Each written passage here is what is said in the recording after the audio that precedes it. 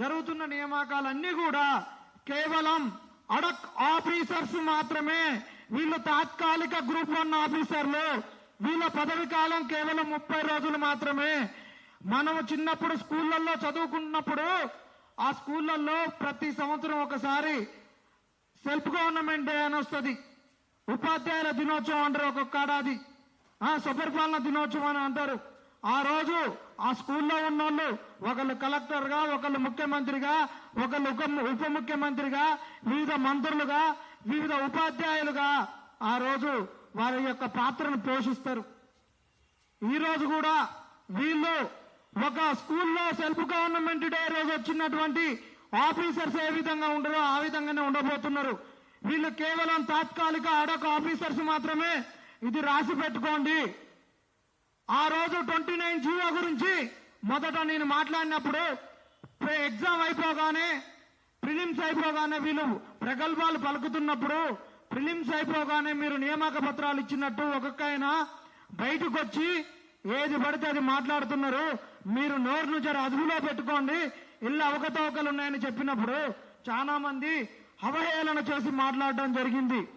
కానీ ఈ రోజు చూసిర్రు, అక్కడి నుంచి సింగిల్ బెంచ్ జడ్జిమెంట్ వచ్చేంత వరకు ఏ విధంగా జరిగిందో ఇవాళ న్యాయస్థానం కూడా మీరు లేవనెత్తినటువంటి అంశాలను పరిగణలోకి తీసుకొని ఈ రోజు ఒక సింగిల్ బెంచ్లో మేము లేవనెత్తిన అంశాలతోటి పరీక్షను మరొక్కసారి నిర్వహించాలా, లేకుంటే మీరు రీఎవాల్యుయేషన్ చేయాలని చెప్పడం జరిగింది.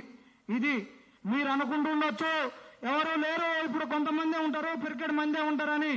అక్టోబర్ 15 వరకు ఈ ఏదైతే విచారణ ప్రారంభమవుతుందో ఆ రోజుకు ఈ గ్రూప్ 1 ఉద్యమం అనేటటువంటిది మరొక నేపాల్ ఉద్యమంగా మారబోతుంది. మీ కాంగ్రెస్ వాళ్ళు ఎన్ని కుతంత్రాలు చేసినా ఈ జడ్జిమెంట్ మీద విచారణ అందరూ ఒకటి విచారించుకోకుండా, ఒక్కొక్కరు చర్చించుకోకుండా మీరు చేసినటువంటి డ్రామాలు, నాటకాలు, నాటకీయత మొత్తం రోజు రోజుకు ఈ 14 రోజులలో బట్ట బయలవుతుంది. వినాయక చవితి 11 రోజులకు నిమజ్జనం ఏ విధంగా జరుగుతుందో, దేవి నవరాత్రోత్సవాలు 9 రోజులకు ఏ విధంగా ముగుస్తుందో ఆ విధంగా 14వ తారీఖు వరకు మీరు ఈ జడ్జిమెంట్ వచ్చినట్టు అప్పటి నుంచి 19వ తారీఖు నుంచి ఈ రోజుకు చేసినటువంటి నాటకాలు మొత్తం బయటపడతాయి, బట్ట బయలైతాయి. మీ బట్టలు ఊడగొడతామని కూడా చెప్తున్నాం. ఖబర్దార్, మీరు ఇందులో మేము లేవనెత్తినటువంటి అంశాల మీద మాట్లాడకుండా ప్రెస్ మీటులలో కానీ ఇంకెక్కడైనా కానీ ఎవరి మీదైనా మీరు పర్సనల్ అటాక్ చేసినా, పర్సనల్ గా మాట్లాడినా ఖబర్దార్ అని చెప్తున్నాం. ఒక్కొక్కరి విషయాలు మాకు కూడా తెలుసు. మీ ఎవరికైనా వ్యక్తిగతంగా ఉంటాయి, వ్యక్తిగత విషయాల జోలికి రావద్దు. ఇంకొకటి, మీరు లేవనెత్తే అంశాలు వ్యక్తిగతాలు ఏమున్నాయా, ఏం తప్పులు చేసినామని మాట్లాడుతున్నారు. మేమేం తప్పులు చేయలేదు, మీ లెక్క తప్పులు చేయలేదు, గుర్తుపెట్టుకోరు. ఎందుకంటే ఈ విషయాన్ని మరీ మరీ ఎందుకు చెప్తున్నానంటే, ఈ 14 రోజులలో దీని గురించి మాట్లాడేటటువంటి వాళ్ళను డిమోరల్ చేయడానికి, వాళ్ళ యొక్క వ్యక్తిత్వాన్ని హననం చేయడానికి ఇష్టం వచ్చినట్టు ఏది పడితే అది, నరం లేని నాలుక ఏదంటే అది మాట్లాడుతుందని మీరు మాట్లాడతారు. కాబట్టి ముందుగా మీకు హెచ్చరిస్తూ మాట్లాడేటోళ్ళు మీరు అధైర్యపడొద్దని చెప్తూ ఇది గుర్తు చేస్తున్నాం. ఇక అస్సలు విషయంలోకి ఇప్పుడు దిగుతున్నాం. అస్సలు విషయం ఏంటంటే, వీరు ఇప్పుడు ఇచ్చినటువంటి నియామకాలలో గ్రూప్ 1లో 18 మంది అధికంగా వచ్చిరని చెప్పినాం. అధికంగా వచ్చిరని చెప్తే మీరు వాటికి వివరణ ఇవ్వకుండా ఈ 18 మంది వచ్చిరని మీరు అంటున్నారు. మీ దగ్గర ఎక్కడి ఆధారాలు అన్నారు. మేము ఆధారాలను మీకు చూపించినాము. మీరు ఇచ్చిన అటెండెన్స్ షీట్ల ద్వారా చూపిస్తే మీరేమన్నారు, మీ తాత్కాలికమే, ఇప్పుడు ఫింగర్ ప్రింట్ తీసుకుంటాం, బయోమెట్రిక్ అమ్మాయి ఓఎంఆర్లను స్కాన్ చేసేంత వరకు వచ్చేది అన్నారు. మరి ఆ రోజు గ్రూప్ 1 2.0లో కూడా ఫస్ట్ అటెండెన్స్ కు స్కాన్ చేసినాక వచ్చింది, దానికి తేడా వచ్చింది.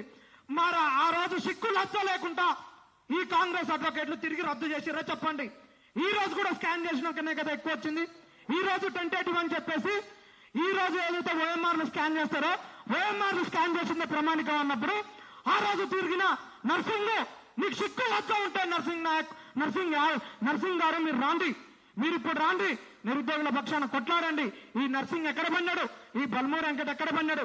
ఈ 18 మందిని తేల్చకుండా ఉండడానికే మీరు డబల్ హాల్ టికెట్స్ ఇచ్చిర్రు. మీరన్నారు డబుల్ హాల్ టికెట్స్ ఇచ్చినాక ఎలాంటి అవకతవకలు జరగలేదు, దీనివల్ల భారీగా పేపర్లు లీక్ అయినాయా, భారీగా ఒకళ్ళొకళ్ళు చూసుకొని రాసిర్రా, మాస్ కాపింగ్ జరిగిందా అంటున్నారు కదా. మీరు డబుల్ హాల్ టికెట్స్ ఇచ్చిర్రు, మీరు సర్టిఫికెట్ వెరిఫికేషన్ కు పిలిచినప్పుడు ఎవరెవరి వాడు ప్రిలిమ్స్ క్వాలిఫై అయినటువంటి హాల్ టికెట్ నెంబర్ ఇది, మెయిన్స్ దీని మీద రాసిందని చూపించిర్రా? చూపించలే. ఈ రోజు మీరు ఇచ్చినటువంటి ఫైనల్ రిజల్ట్ లో కూడా వాటిల్లో కూడా ఎక్కడ డబుల్ హాల్ టికెట్ అనేది ఇవ్వలేదు. ఇవ్వనప్పుడు ఎక్కడ మీరు మెన్షన్ చేయనప్పుడు 18 మందిని ఎక్కడ దాసిర్రు అని అడుగుతున్నాం.